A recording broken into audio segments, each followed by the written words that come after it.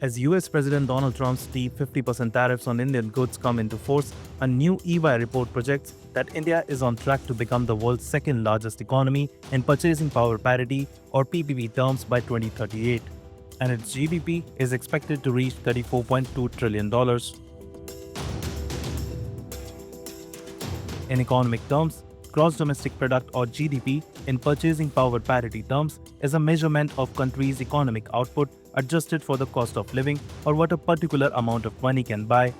Unlike nominal GDP, which uses current market exchange rates to compare economies, PPP accounts for the fact that a dollar buys more in some countries than others.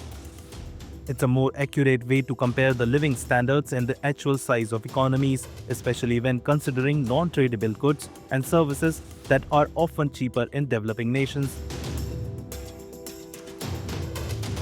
Not just the second largest economy, but India could also surpass the US in PPP terms by 2038 if both nations maintain their projected growth rates beyond 2030, the EY report said.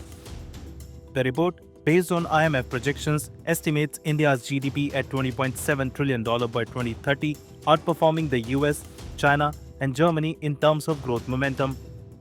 From 2028 to 2030, India's growth is forecast at 6.5% compared to US at 2.1%.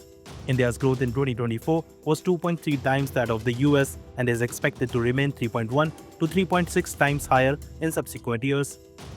India's economic resilience is further underlined by strong fundamentals. The report mentioned that India's final consumption expenditure to GDP ratio has also been quite high.